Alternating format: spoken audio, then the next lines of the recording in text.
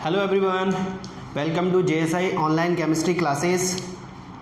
आज की क्लास में हम केमिकल प्रॉपर्टीज़ स्टार्ट करने वाले हैं कि किस टाइप से हम केमिकल प्रॉपर्टीज़ एक्सप्लेन कर सकते हैं for halo alkane. Last class की बात करें तो लास्ट क्लास में हमने प्रिपरेशन मेथड्स कंप्लीट कर लिए थे, how to prepare haloalkane by different method. तो वहाँ पर मेथड में हमने देखा था किस टाइप से हमने हेलो एल्केन फॉर्म किया था, वही डिफरेंट कंपाउंड। एल्कीन से एक फेमस बताया था मैंने, मार्कोनिकॉफ, एंटी मार्कोनिकॉफ, जो कि इंपॉर्टेंट भी था आपके लिए, वो एक बार आप देख लें।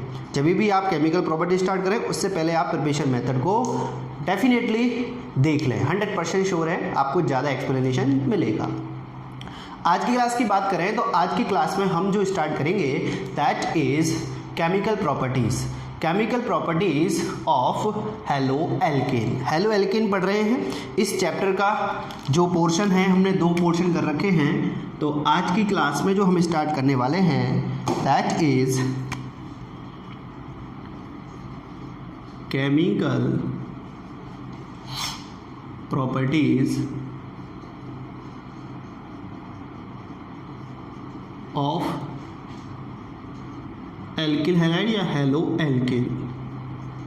हेलो एल्केन आपको बताया ही गया था कि क्या होते हैं हेलो एल्केन। हेलो एल्केन की बात करें तो सिंगल बॉन्ड एलिफेटिक कंपाउंड जो होते हैं वो हेलो एल्केन्स होते हैं, नॉन साइक्लिक्स होते हैं। So it's called halo alkane. Lecture number 3 first और सेकंड लेक्चर में, फर्स्ट लेक्चर में इंट्रोडक्शन पार्ट स्टडी किया था, क्लासिफिकेशन एक्सेट्रास, और सेकंड लेक्चर में हमने प्रिपरेशन मेथड स्टडी किए थे। Today we start chemical properties of halo alkane. तो chemical properties of halo alkane की बात करें तो इसके अंदर हम फर्स्ट जो स्टार्ट करेंगे that is nucleophilic substitution reaction. What is it? Nucleophilic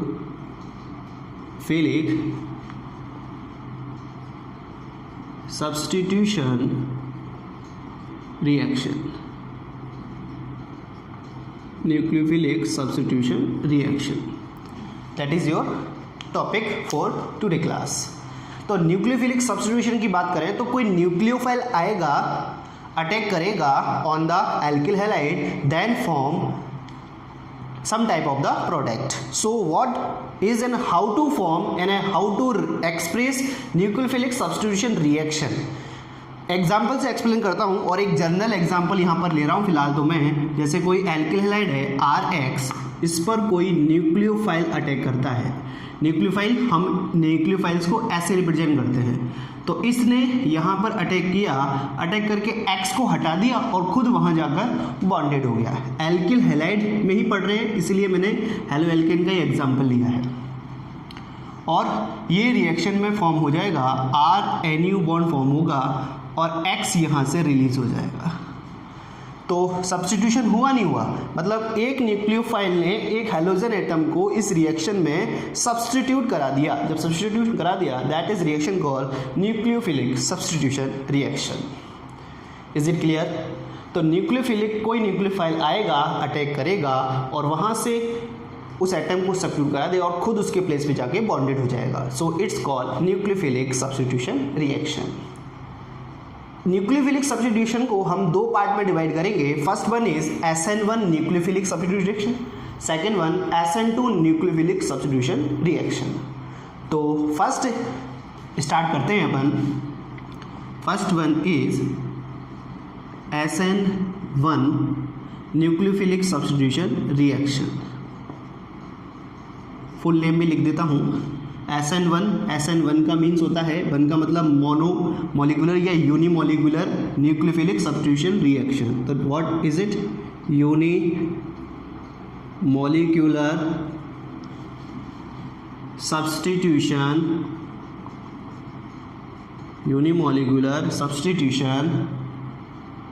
unimolecular nucleophilic substitution के प्लेस पे क्या यूज कर दो?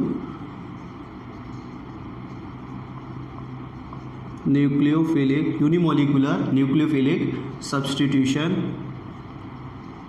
रिएक्शन।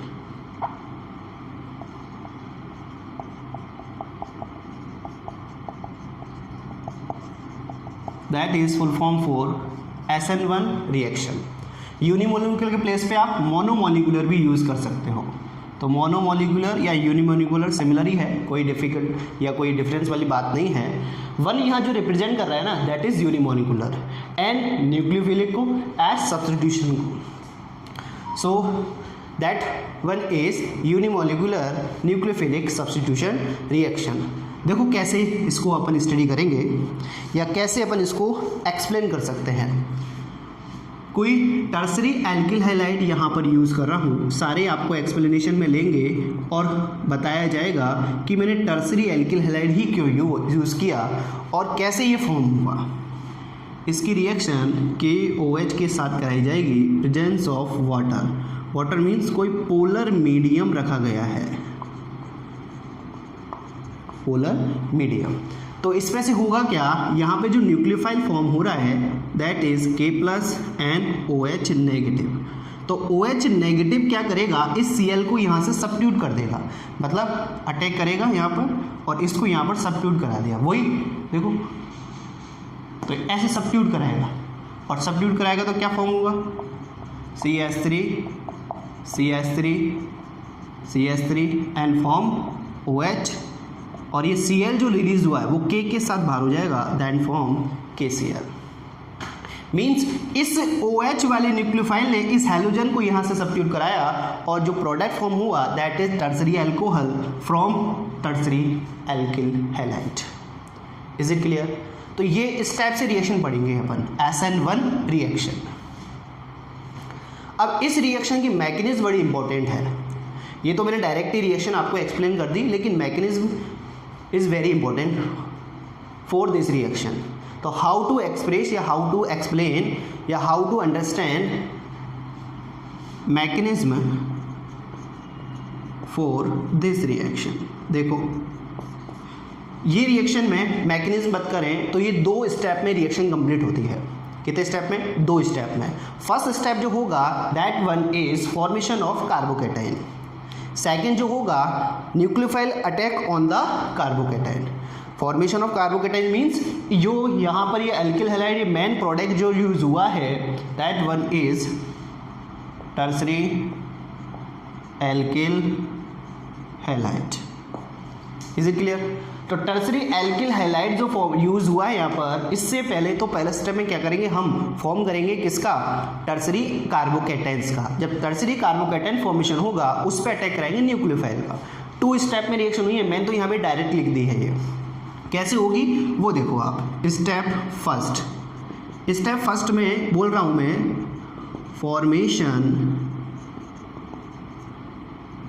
फॉर्मेशन ऑफ कार्बोकैटायन या कार्बेनियम आयन बोल सकते हो, carbocation.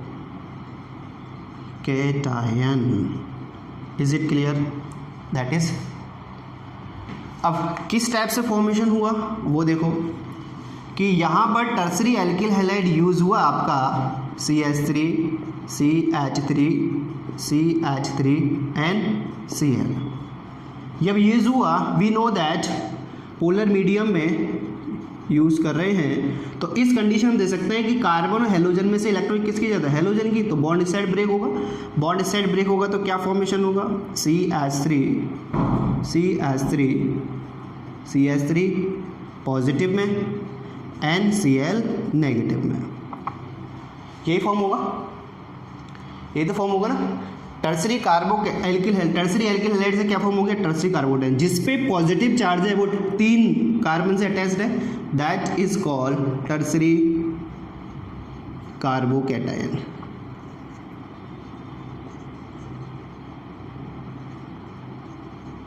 That is called tertiary carbocation. Is it clear? Second जो स्टेप है, स्टेप सेकेंड की बात करें तो सेकेंड स्टेप में क्या हुआ है, सेकेंड स्टेप में इस कार्बोकैटायन पर अटैक करेगा कौन, न्यूक्लियोफाइल। तो देखो क्या फॉर्मेशन होता है, मैं लिख देता हूँ, न्यूक्लियोफाइल अटैक, NU से रिप्रेजेंट करता हूँ, न्यूक्लियोफाइल अटैक ऑन द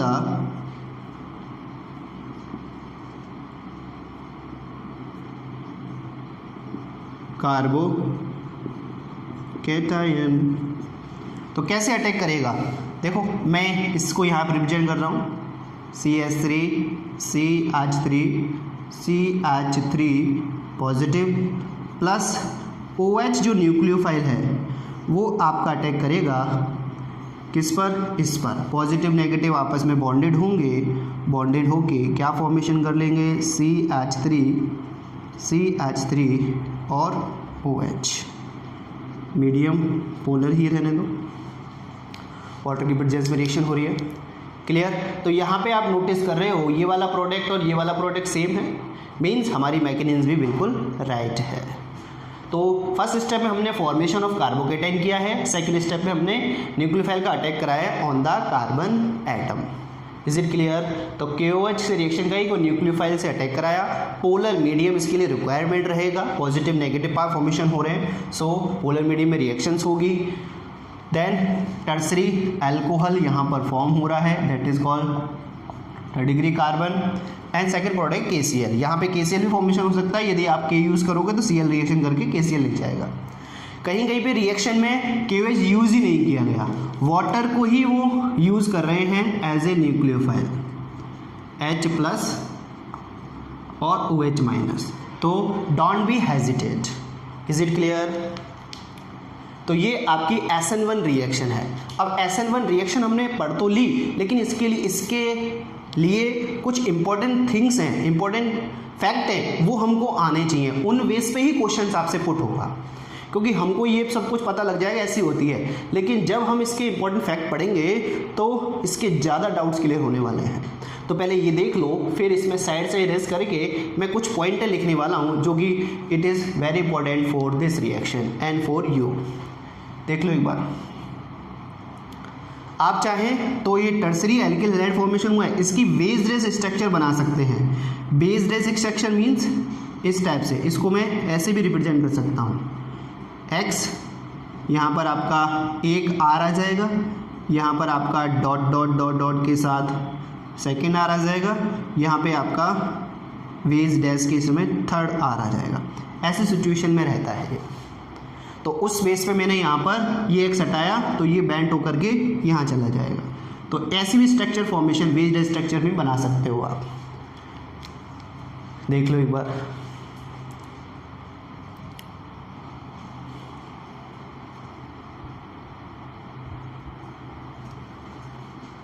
लिख लिया। करें कुछ पॉइंट इरेज। देखो यहाँ पे इसका कोई यूज़ नहीं है, पता तो लग ही गया हमको, तो कुछ पॉइंट है मैं यूज़ यहाँ पर इरेज कर रहा हूँ। ये भी इरेज कर देते हैं। और पॉइंट इरेज करने का रीज़न है क्योंकि कुछ इंपॉर्टेंट फैक्ट हैं जो कि आपके लिए बहुत ही यूज़फुल हैं। क्या है वो इंपॉर्टेंट फैक्ट, देखो। फर्स्ट इंपॉर्टेंट फैक्ट लिख देता हूँ मैं, इंपॉर्टेंट पॉइंट या important fact for this reaction. क्या है पॉइंट वाइज देखते हैं एक एक से। Number 1, you can see as you can see this reaction complete within 2 steps. First step formation of carbocation, second one attack on carbocation. So first point is 2 step reaction. 2 step reaction. Clear.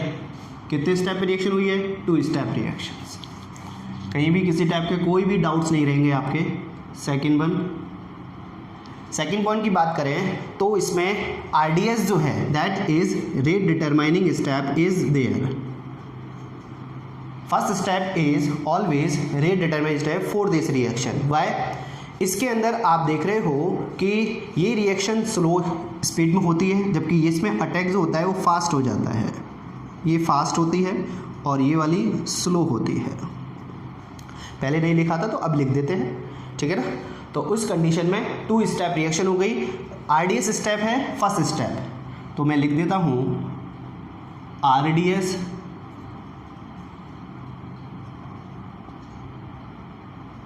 Step is first step. अब RDS step से अपन इसके rate of reaction calculate करें तो इसकी rate of reaction की बात करें तो रेट ऑफ रिएक्शन इस पे डिपेंड करेगा, इसकी कंसंट्रेशन पर। आरडीएस स्टेप में जितने मॉलिक्यूल पार्टिसिपेट कर रहे हैं उनकी कंसंट्रेशन पर डिपेंड करता है किसका, आपका rate of reaction.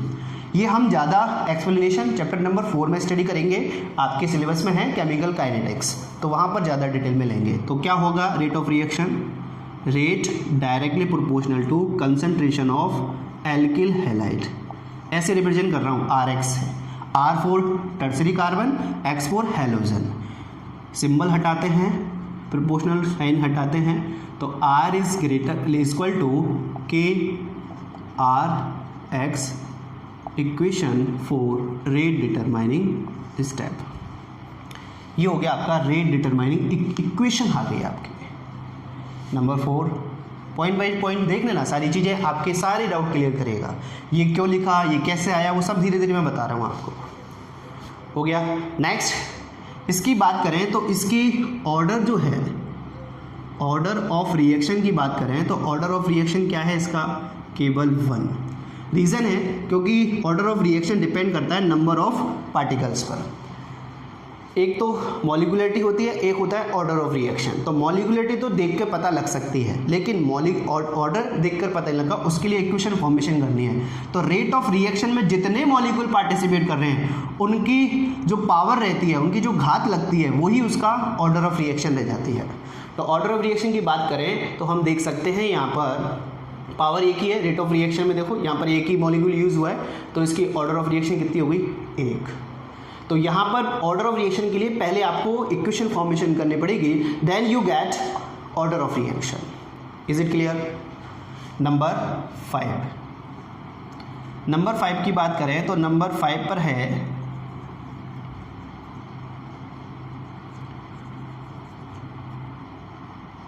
Molecularity of reaction. Molecularity of reaction, अब इसमें भी ये 1 है। क्यों, मॉलिक्युलरिटी तो देख के ही फाइंड आउट हो सकती है। रेट डिटरमिन स्टेप में जितने मॉलिक्यूल पार्टिसिपेट करेंगे that is molecularity of reaction. Clear. Point number 5। Point number 1 2 step reaction है। RDS step is first step रहेगा, स्लो स्टेप रहता है, इसलिए स्लो हमेशा ही रहेगा, क्योंकि मैं आपको स्लो एक्सप्लेन कर रहा हूँ तो आपको एक्सप्लेनेशन अच्छा आ रहा है, आपका अंडरस्टैंड अच्छा हो रहा है। स्पीड बढ़ा दूंगा, सर क्या पढ़ा रहे हो, कुछ समझ में नहीं आ रहा, वो चीज़ यहाँ पर है। नेक्स्ट रेट की बात करें तो रेट ऑफ रिएक्शन के लिए इक्वेशन फॉर्मेशन किया, फिर ऑर्डर कैलकुलेट किया, देन मॉलिक्युलरिटी। नंबर 6 पॉइंट की बात करें, नंबर 6 पॉइंट, ये रिएक्शन कौन से मीडियम में हुई है, पोलर मीडियम में। कौन से मीडियम में, पोलर मीडियम में। देख सकते हो पोलर मीडियम यूज हुआ। इसके लिए प्रोटिक सॉल्वेंट यूज होते हैं, प्रोटिक सॉल्वेंट मीन्स जिनके पास H+ आयन हो, जैसे पे HOH मतलब water, second one is ethanol, HOH present है इसके पास। नेक्स्ट हम ले सकते हैं एसिडिक एसिड या फॉर्मिक एसिड ऑल्सो, ये भी यूज़ कर सकते हैं। तो पोलर मीडियम है तो पोलर प्रोटिक सॉल्वेंट ही होना चाहिए, पोलर एप्रोटिक नहीं होना चाहिए। जिसके पास H+ हो, H+ में रिप्रेजेंट होगा, सब में देखो, सब में प्लस में रिप्रेजेंट होता है, वो पोलर प्रोटिक सॉल्वेंट कहलाएगा, that is polar protic solvent. Clear. तो दैट इज रिएक्शन फॉर या पोलर मीडियम में होंगे। नेक्स्ट नंबर 7 पॉइंट है, यहाँ से इरेज कर दूँ, ये लिख लिया होगा सब कुछ आपने। पॉइंट बहुत इंपॉर्टेंट है, इसके ध्यान रखना। रिएक्शन तो आप पढ़ लोगे लेकिन पॉइंट भी आपके होने चाहिए। पॉइंट नंबर 7, इसमें जो आपका अटैक हुआ है न्यूक्लियोफाइल या बेसिक मीडियम में जो है, वो न्यूक्लियोफाइल का अमाउंट लेस अमाउंट ही चलेगा, कोई ज़्यादा अमाउंट ज़रूरत नहीं है। तो हम कह सकते हैं less concentration nucleophile use in this reaction, ज़्यादा अमाउंट न्यूक्लियोफाइल की ज़रूरत नहीं है, कम कंसंट्रेशन होगी तब भी रिएक्शन हो जाएगी। नंबर 8, इसके अंदर जो एक फैक्ट जनरेट हुआ है, नंबर 8 पॉइंट को मैं डिटेल में एक्सप्लेन करता हूँ आपके लिए। सब कुछ इरेज करके। हमने जो कार्बोकेटाइन फॉर्मेशन किया था वो कार्बोकेटाइन कौन सा था, टर्सरी कार्बोकेटाइन।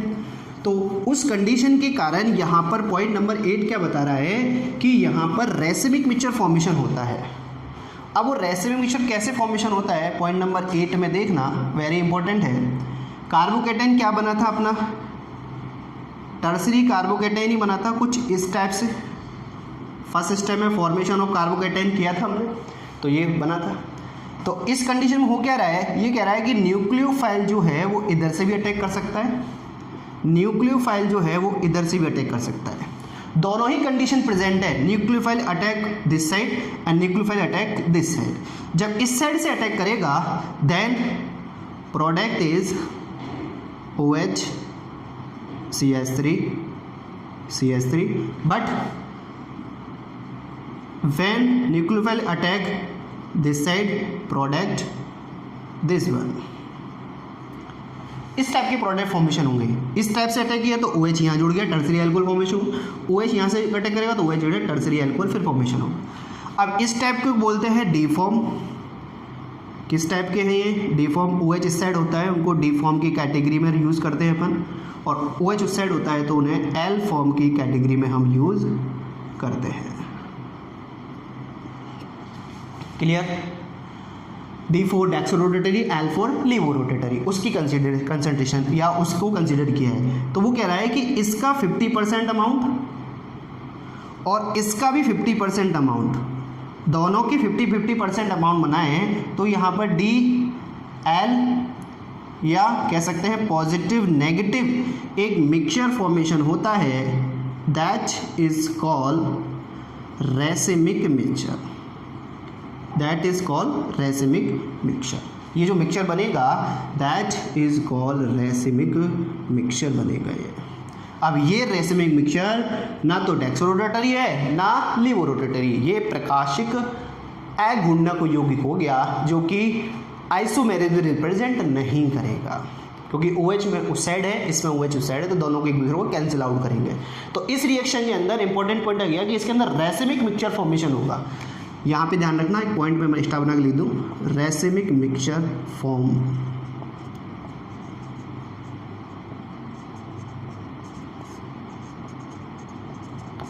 ये पॉइंट है जो कि आपके लिए सारे इंपॉर्टेंट पॉइंट हैं, हर पॉइंट में एक क्वेश्चन बना हुआ है।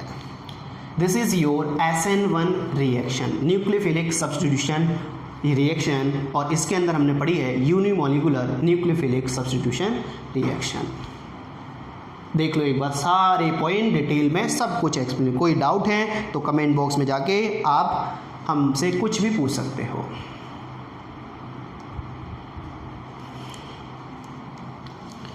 देखो फटाफट फिर इरेज करता हूँ।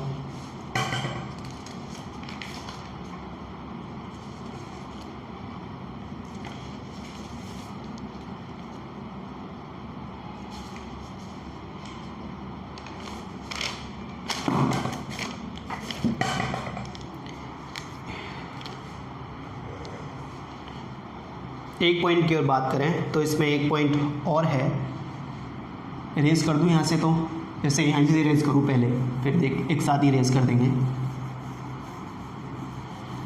स्टेबिलिटी ऑर्डर, कभी कभी आपसे स्टेबिलिटी ऑर्डर पूछ लेता है, तो 9 पॉइंट में हम देखते हैं stability order for SN1 reaction. क्या होगा वो, 3rd degree carbocation, 3rd degree alkyl halide ज़्यादा रिएक्ट करेगा, then secondary, then primary and then methyl carbocation. ये स्टेबिलिटी ऑर्डर रहेगा। ऐसा क्यों, इसमें मैं फॉर्मेशन करूं क्योंकि इससे जो बनेगा दैट इज टर्सरी कार्बोकेटाइन।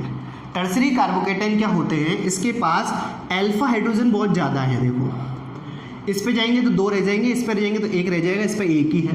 तो टर्सरी कार्बोकेटाइन में हम देख सकते हैं कि इस पे हाइड्रोजन ऑफ अल्फा कितने हैं, 3 इधर है, 3 इधर है, 3 इधर है, 9 अल्फा हाइड्रोजन है, तो हाइपर कॉन्जुगेशन की सिचुएशन ज़्यादा है।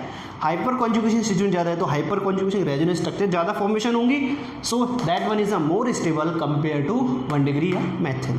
तो हमने स्टार्टिंग में जो यूज़ किया था वहाँ पर टर्सरी एल्किल हैलाइड यूज़ किया था because of stability order, that is your SN1 reaction. Clear, देख लो एक बार। लास्ट मतलब SN2 रिएक्शन अब स्टार्ट करते हैं। अब SN1 आपको एक्सप्लेन होगी ना, तो SN2 में आपको ज़्यादा टाइम नहीं लगेगा। अब SN2 आपके लिए बहुत ही ईजी हो गई। SN2 reaction is bimolecular nucleophilic substitution reaction.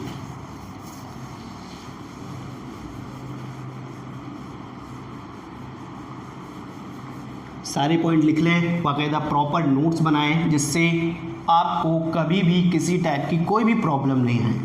कभी भी वीडियोस भरोसे रहोगे तो क्या पता आपका नेट नहीं चले, तो नेट नहीं चलेगा तो फिर पढ़ाई भी नहीं होगी। उससे बेटर है राइटिंग पोर्शन बनाएं और इनको प्रॉपर नोट्स में कन्वर्ट करें आप। नेक्स्ट सेकंड जो हम स्टडी करेंगे that is SN2 reaction. SN2 reaction is bimolecular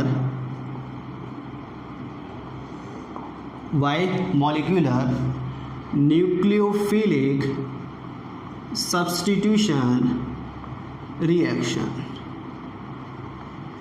clear? पहली थी SN1 unimolecular, but this one is bimolecular. तो bimolecular nucleophilic substitution reaction.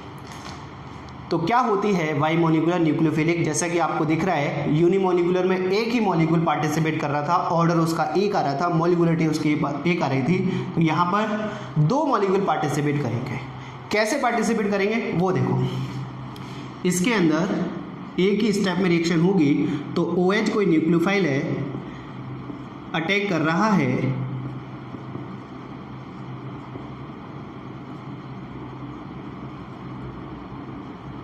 Veg dash बनाना चाहें तो वेज डैश बना लें आप, और आपके अकॉर्डिंग आप एक सिंपल वे में रिप्रेजेंट करना चाहें तो वो भी रिप्रेजेंट कर सकते हैं। यहाँ पे भी H, तो मैंने यूज़ किया है Br। Cl भी यूज़ कर सकते हो, ज़रूरी नहीं ऐसे ही यूज़ करें। Halogen atom Cl Br mostly use होते हैं। इसमें क्या होगा दैट इज़ स्लो स्टेप। तो स्लो स्टेप में क्या होगा, ये न्यूक्लियोफाइल अटैक करेगा इस साइड से, इस कार्बन पे। तो न्यूक्लियोफाइल अटैक करेगा तो इससे बॉन्डिंग फॉर्मेशन करना चाहता है, दैट वन न्यूक्लियोफाइल। ये आपका एल्किल हैलाइड है। एल्किल हैलाइड वो भी कौन सा, मेथिल ब्रोमाइड है, methyl bromide. Clear? Methyl bromide ऐसी सिचुएशन है। अब इस पे ये न्यूक्लियोफाइल ने अटैक किया तो वेल नोन है, इससे बॉन्ड फॉर्मेशन करना चाहता है। जब बॉन्ड फॉर्मेशन करेगा तो कार्बन की बैलेंसी ज़्यादा हो रही है। जब कार्बन की बैलेंसी ज़्यादा हो रही है तो ये वाला जो बॉन्ड है यहाँ से वीक होने लगेगा, मतलब ये यहाँ से रिलीज होगा। क्लियर? तो क्या सिचुएशन मिलेगी, OH dot dot dot dot carbon, hydrogen this side, this side, this side and dot dot के साथ Br। ऐसी सिचुएशन मिलेगी। That state call is transition state. That state call transition state, जो कि unstable होती है, less stable होती है। यहाँ पर OH की बॉन्ड फॉर्मेशन हो रहा है बट Br का जो बॉन्ड है वो रिलीज हो रहा है। ये तो स्ट्रॉन्ग है, ये वीक होने वाला है, ऐसी सिचुएशन मिल रही है। परमानेंट बॉन्ड तो फॉर्मेशन नहीं कर, क्योंकि कार्बन की बैलेंसी तो 4 ही हो सकती है। तो OH बॉन्ड फॉर्म करना चाहता है और Br का बॉन्ड रिलीज हो रहा है या ब्रेक हो रहा है। तो नेक्स्ट स्टेप में, फास्ट स्टेप में क्या होगा, ये रिएक्शन इस टाइप से कंप्लीट होगी और हाइड्रोजन कुछ इस टाइप से यहाँ पर रिप्रेजेंट हो जाएंगे। वैसे चाहें तो वैसे भी रिप्रेजेंट कर सकते हैं, इसको डॉट डॉट से रिप्रेजेंट कर लीजिए, इसको वेज डैश से रिप्रेजेंट कर लीजिए, ये हाइड्रोजन होगा। ऐसे सिचुएशन मिलेगी। दिस इज कॉल्ड मेथिलनॉल या methyl alcohol.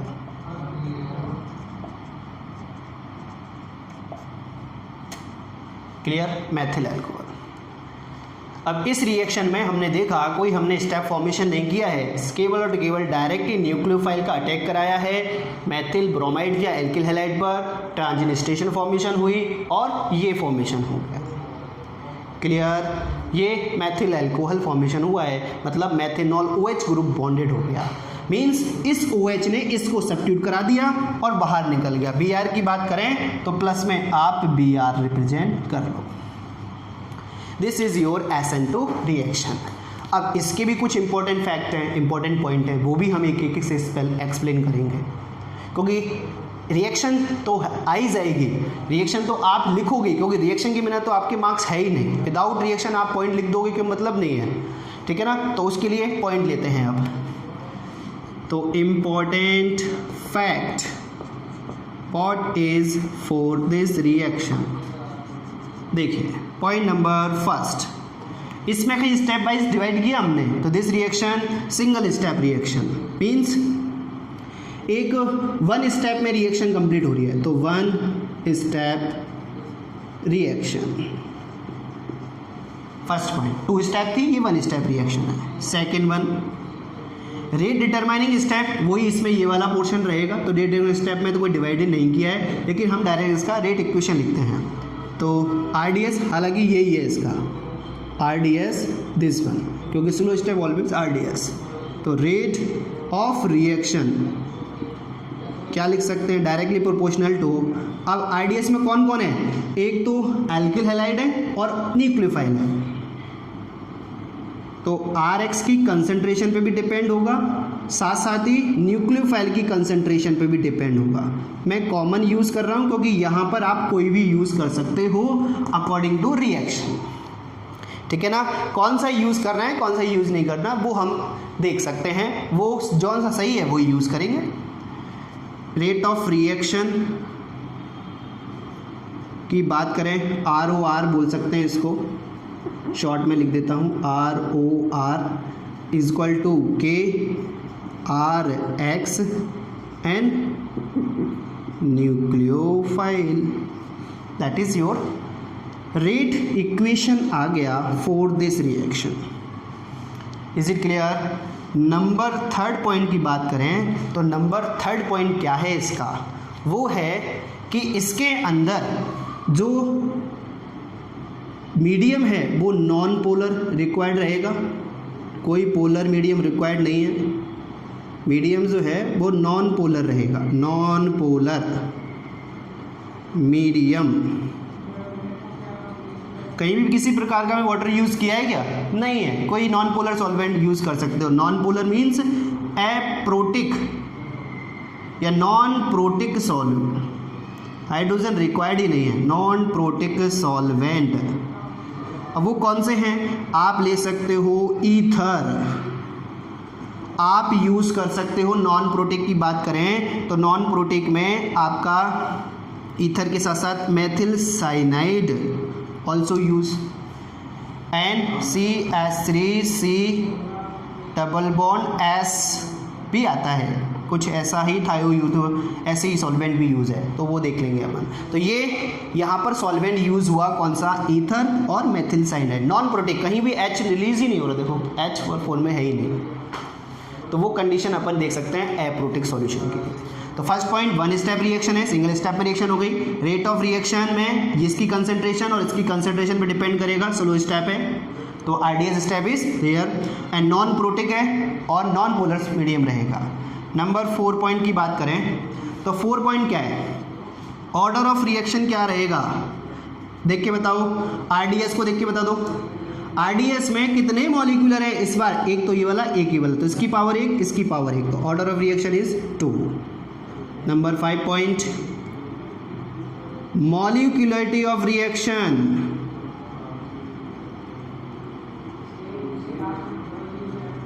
Molecularity of reaction वो भी कितनी रहेगी, 2 यूज हुई।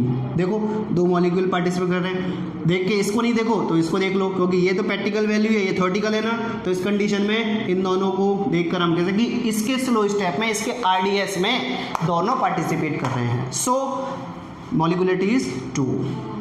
नंबर 6 पॉइंट, इसमें जो न्यूक्लियोफाइल आएगा वो स्ट्रॉन्ग होगा, स्ट्रॉन्ग के साथ साथ उसका हायर अमाउंट यूज होगा, high concentration use, high concentration of nucleophile use in this reaction, in this reaction. Is it clear? Next point number 7 की बात करें तो पॉइंट नंबर 7 में आप देख रहे हो ट्रांजिशन स्टेट फॉर्मेशन हो रही है इसके अंदर, ट्रांजिशन स्टेट फॉर्म उसमें हो रही थी क्या? नहीं हो रही थी, उसमें कार्बोकेटाइन फॉर्मेशन हो रहे थे, टर्सरी कार्बोकेटाइन बन रहा था। Point number 8, point number 8 is, point number 8 की बात करें तो ये एक टाइप का इन्वर्जन रिप्रेजेंट करता है। क्या? Walden inversion. इन्वर्जन को बाद में देखते हैं, पहले अपन वॉल्डन इन्वर्जन देख लेते हैं। वॉल्डन इन्वर्जन रिप्रेजेंट करता है, वॉल्डन इन्वर्जन। अब वॉल्डन इन्वर्जन क्या है सर? इसके अंदर वॉल्डन, क्योंकि वॉल्डन साइंटिस्ट ने दिया था तो वॉल्डन इन्वर्जन आया। कैसे? देखो आप एक्सप्लेन करते हैं। आपने एक चीज़ नोटिस की, जब मैंने न्यूक्लियोफाइल का अटैक कराया तो ये सारे H जो हैं वो इस साइड थे, एक साइड देख रहे हैं, लेकिन जब प्रोडक्ट फॉर्मेशन हुआ है तब कंडीशन देखो आप इनकी, वो कंडीशन में वहाँ पर आप देख सकते हो सारे H उस साइड शिफ्ट हो गए, ये सारे H इस साइड आ गए, आगे नहीं आ गए। तो इस टाइम ऐसा क्या हुआ? क्योंकि न्यूक्लियोफाइल स्ट्रॉन्ग होगा, ज़्यादा होगा तो इसका सिचुएशन चेंज कर देगा, हाइड्रोजन की पोजीशन चेंज कर दी, उस कंडीशन में इन्वर्जन आया। ये डी फॉर्म है तो वो एल फॉर्म फॉर्मेशन होगा। इसको वॉल्डन ने एक्सप्लेन किया था, so it's called Walden inversion. When nucleophile attack on the alkyl halide, then position of hydrogen atom change in product, so that inversion call is Walden inversion. Is it clear? Walden scientist ने दिया था तो उसके name पे ही है Walden inversion। तो ये important ध्यान रखना, Walden inversion बनेगा। स्टेबिलिटी ऑर्डर की बात करूं पॉइंट नंबर 9 में, इसके लिए स्टेबिलिटी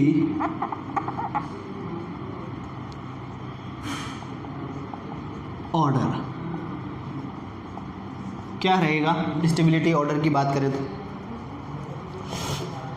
स्टेबिलिटी ऑर्डर की बात करें तो इसके अंदर मेथिल हैलाइड सबसे ज़्यादा रिएक्शन करेगा, X, उसके बाद 1 degree, then 2 degree, then 3 degree. ऐसा क्यों? अपोजिट है, बिल्कुल देख लो आप, अपोजिट है नहीं है, completely opposite to SN1। Why? देखो मेथिल हैलाइड यूज़ किया गया इस रिएक्शन में। क्यों यूज़ किया गया? क्योंकि न्यूक्लियोफाइल जब अटैक करेगा तो उसके लिए जगह चाहिए, तो जगह चाहिए तो तभी तो अटैक कर सकता है। सोचो मैं यहाँ पर ये टर्सरी वाला यूज़ कर लेता तो मेरे को यहाँ पर 3 CH3 रिप्रेजेंट करने पड़ते। 3 CH3 मतलब हाइड्रोजन नंबर 3 इधर है, हाइड्रोजन नंबर 3 इधर है, हाइड्रोजन नंबर 3 इधर है, तो 9 हाइड्रोजन एक साथ इंक्रीज हुए। उस कंडीशन में जो न्यूक्लियोफाइल आ रहा है ना, तो उसको उतनी जगह नहीं मिल पाती जितनी उसको चाहिए। तो स्ट्रिक हिंड्रेंस के कारण यहाँ पर कोई स्पेस है ही नहीं, तो ये अटैक नहीं कर पाता इजी वे में। इसीलिए हम क्या करते हैं, केवल और केवल मेथिल हैलाइड ही यूज़ करते हैं।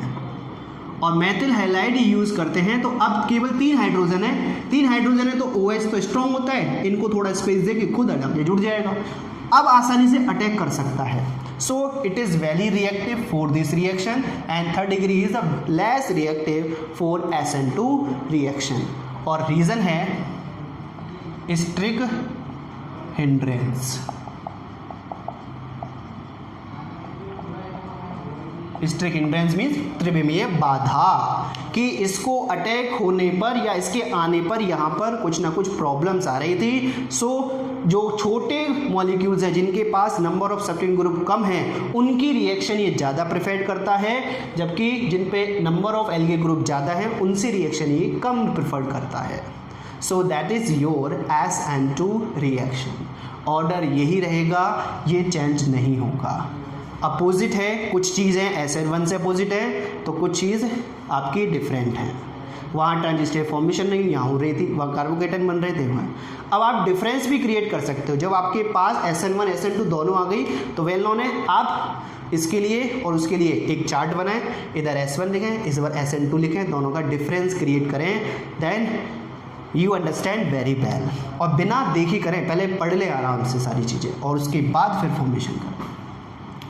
This is your nucleophilic substitution reaction. इसके क्वेश्चंस अभी हम करने वाले हैं।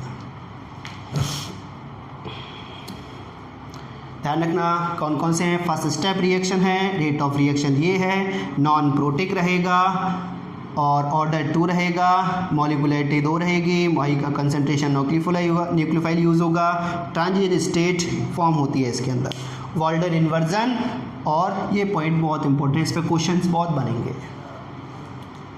This is your nucleophilic substitution reaction.